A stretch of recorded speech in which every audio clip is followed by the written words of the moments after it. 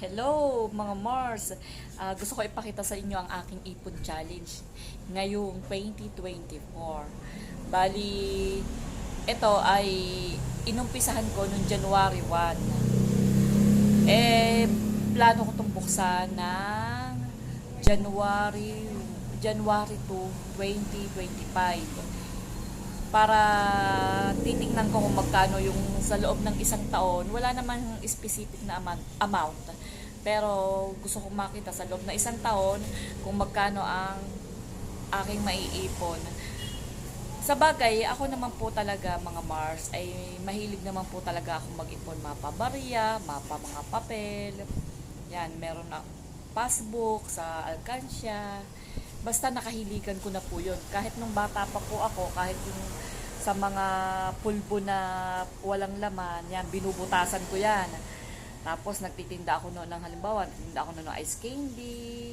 Tapos nagbebenta ako ng mga goma sa mga kalaro ko. Tapos pagka ako yung nananalo, yan, ilalagay ko lang yan sa alkansya ko.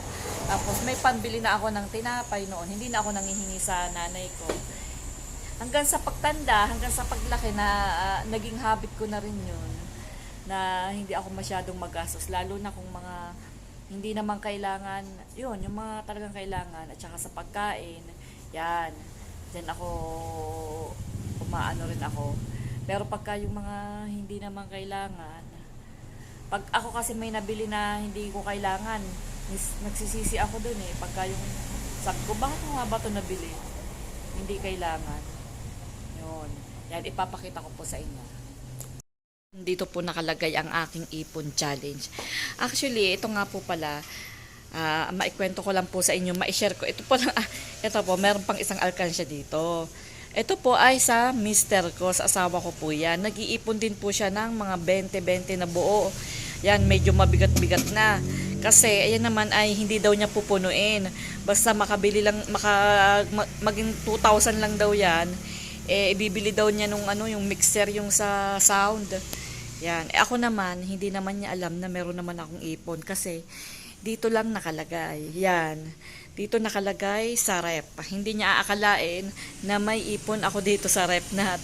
Sa bagay, ito pong rep na ito nga pala ay ito po ay sirang rep sa kaibigan po namin to. Ngayon, ito po ay binigay na lang sa amin kasi gawin na lang daw naming lagayan, istakan ng mga pagkain, o yan, kape, yan, may kung ano-ano, meron pang juice dyan, yan, may shampoo pa nga eh, oh. Yan, eto naman, dito naman nakalagay ang aking ipon challenge, dito sa baba. Yan, dito nakalagay ang aking ipon challenge. Yan, yan. Dito, meron ditong baboy. Yan. Nakalagay ipon challenge 2024. Medyo mabigat na. 20, lahat yan 20 na coins. Dito naman ay yung mga tubo ko naman yan sa sa GCash kasi dito sa tindahan nagpapa-GCash din ako. Yan, ayan ay sinimulan ko din no January 1. Tapos meron pa dito. Ito naman ay ipon challenge 200. Yan, ito naman ay mga 200. Konti pa lang yan kasi sinimulan ko din yan noong January 1. Yan, lahat yan, mga yan ay sa January 2 ko bubuksan. 2025. Ito, yung, kaya nag-iipon ako ng ganyan mga 200 na to. Kasi bihira naman tong 200 na to. Bihira ako nakakahawak ng ganito. Kaya yung bihira, kaya pag nakahawak ako, ilalagay ko na lang dyan. Meron pa akong yung mga 5 pesos at saka nasaan ba yun? May pa yun. Ito, dito ko pala nilag kasi naghulog ako kanina. Yan. Ito naman ay 5 pesos at saka 10 pesos. Yung mga bago. Yan. Mamaya ilalagay ko din yan doon. Sige, ilagay ko na nga. Ilalagay ko lang dito. Tapos ito kasi yung rep na to, hindi yan nabubuksan. Hindi yan na binubuksan kasi akala nila pagkain niya ng laman diyan eh hindi nila alam na sira naman tong rep na to. Kaya iwas nakaw. Yan. Yan po ang aking ipon challenge. Sana maano ko, ma-achieve ko. At saka sana makabili ako ng importanteng bagay. Halimbawa, makabili ako ng mga maibili ko yan halimbawa ng alahas o yung alahas investment yun. Pag ano yun, pag tumahabang tumatagal, lumalaki ang value nun. Yun, yung mga ganon. Yun, dun po nakalagay sa rep. Sa rep na sira. Ngayon, may chichika ako sa inyo. Yung asawa ko, nag-iipon din siya ng 20 pesos na coins. Ngayon, nagsisimula pa lang din siya nung January 1. Ako alam ko na nag-iipon siya, pero siya, hindi niya alam na nag-iipon ako. Kaya, pagka merong nakikita kami na natatanggap kami na 20 pesos na coins, pasimple lang ako na tinatabi ko, pero siya, hindi niya iniuhulog niya sa kanya, hindi niya alam na meron akong ipon din. Sinisikreto ko lang sa kanya, saka na lang kami magkakabukuhan sa pag hindi niya ako nabuko, magkakabukuhan kami sa January 1, 2025 pag nag-open. Paramihan kami. Diyan siya magugulat na ako pala nag-iipon din. Ito nakalagay. Dito naman nakalagay sa kanya. Ito, ayan. Yan. Asan ba yan? Hirap pa. Yan. Hindi magkasya. Yan. Yan. Yan. Ganyan inilalagay. Kaya kapag may nakikita kaagad siya na 20 pesos, nilalagay niya kaagad dyan.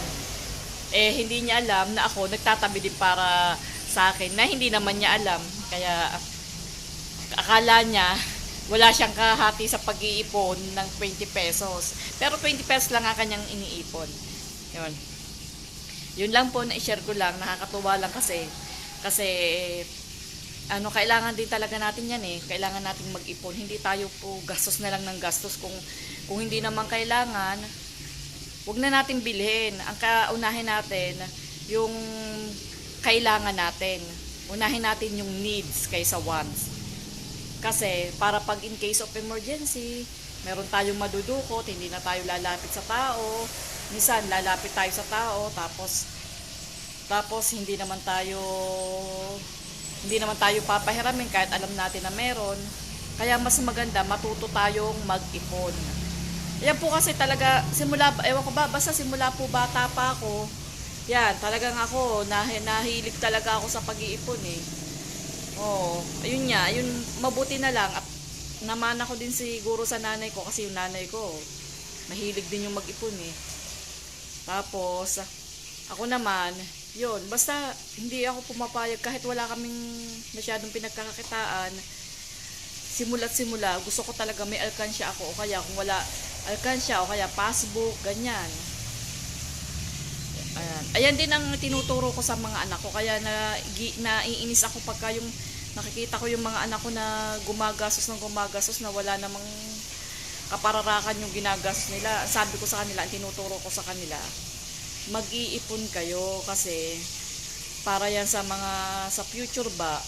Tsaka para ba pagka ngayon biglang kailangan, wala kang madukot, di ba? Napakagandang habit din naman ang pag-iipon. Kaya lang, wag naman yung dadating sa punto na magugutom ka na, sobra mong pagtitipid para lang makaipon ka, hindi ka nagagastos ng pangkain mo. Katulad nga po ng sinabi ko, yung hindi lang kailangan ng bilhin, pero kung kailangan naman, kailangan nating bilhin yun. At saka, kahit nga sa pagkain naman din, medyo rin tayo, titingnan din natin na baka mamaya busog na tayo, sobra-sobra ng pagkain hanggang sa magkabulok-bulok na para lang may sa katakawan, kahit hindi naubos, hindi na kayang ubusin, bibilin pa rin. Ayan. Kaya ganun lang po, may papayo ko sa inyo, baka may bumibili na. Nandito po kasi ako sa tindahan. Okay po, salamat po, bye-bye.